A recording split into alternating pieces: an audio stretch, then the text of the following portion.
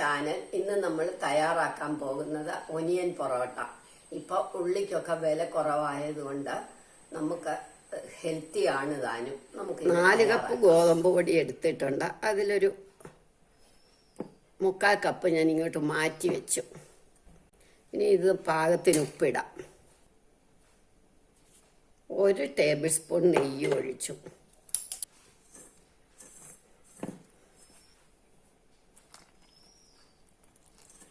ഇത് കുഴയ്ക്കണം. അപ്പോൾ വെള്ളം അധികം ആകുമോ കുറയുമോ അങ്ങനെയൊക്കെ ചെയ്തു പോയാൽ പാകമാക്കാൻ വേണ്ടിയിട്ടാണ് 1/4 കപ്പ് ഗോതമ്പ് പൊടി എടുത്ത് മാറ്റി വെച്ചത് ഞാൻ.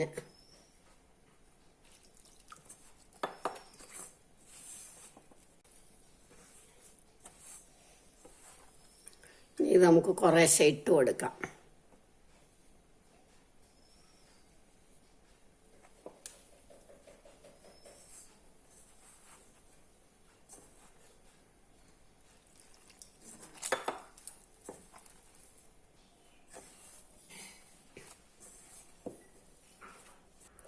ഇനി നമുക്ക് ഇത്തിരി ഓയിൽ ഒന്ന് തടവി കൊടുത്തിട്ട് ഇത് അടച്ചു വെക്കാം.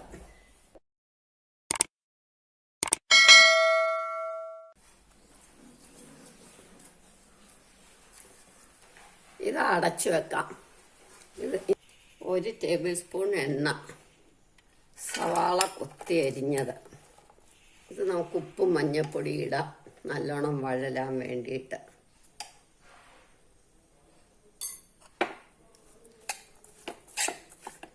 നന്നായിട്ട് വഴലട്ടെ. പകുതി വഴന്ന് കഴിയുമ്പോൾ നമുക്ക് പച്ചമുളക് അരിഞ്ഞത്,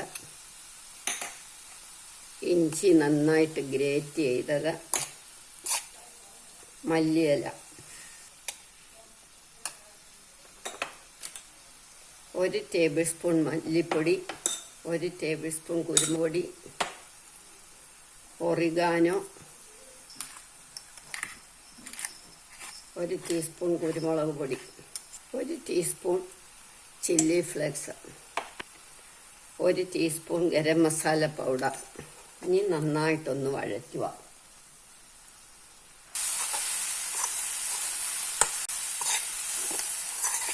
ഒറിഗാനോ ഓപ്ഷണല, ഞാൻ അതിൻ്റെ ടേസ്റ്റ് ഇഷ്ടമായതുകൊണ്ട് ഇട്ടെന്നുള്ളതേ ഉള്ളൂ.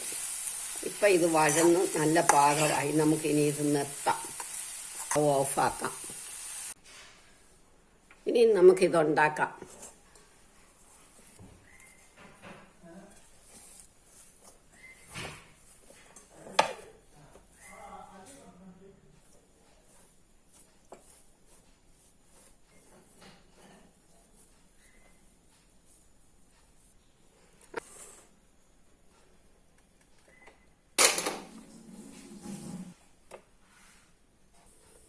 ഇതെല്ലാം ഉരുട്ടി കഴിഞ്ഞു. ഇനി നമുക്ക് ഇതിനകത്തേക്ക് നമ്മളുടെ സവാള നിറയ്ക്കാം.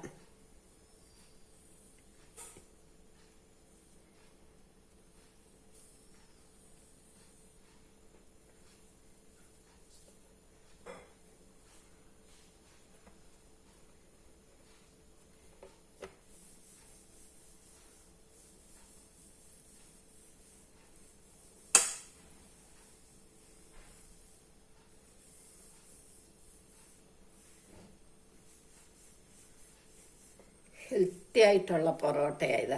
പൊട്ടറ്റോ ആകുമ്പോൾ നമുക്ക് ഹെൽത്തി അല്ലല്ലോ. ഷുഗറൊക്കെ ഉള്ളവർക്ക് കുറച്ച് ബുദ്ധിമുട്ടാകും. ഇതേമാതിരി എല്ലാത്തിലും നമുക്ക് മസാല നിറച്ച് വെക്കണം. ഓരോന്നും ഇതെല്ലാം നിറച്ച് വെച്ച് കഴിഞ്ഞാൽ നമുക്ക് കുറച്ച് എളുപ്പമുണ്ടതാണ്. പിന്നെ പരുത്തി അങ്ങ് ഉണ്ടാക്കിക്കൊണ്ടാൽ മതിയല്ലോ. നമ്മളെല്ലാം അകത്ത് സ്റ്റഫ് ചെയ്ത് വെച്ചിരിക്കുക. ഇനി നമുക്ക് തവ അടുപ്പേ വെച്ചിട്ട് പരത്താം. തവ അടുപ്പേ വെച്ചു. ഇനി നമുക്ക് പരത്താം.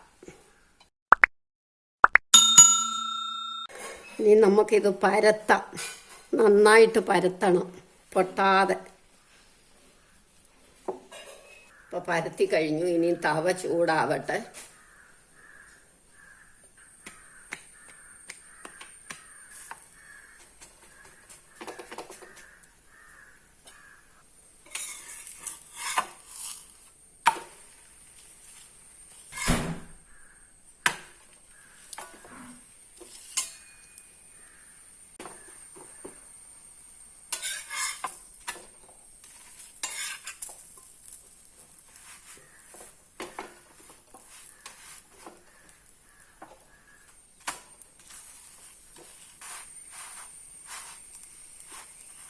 ഇനി നമുക്കിതെടുക്കാം.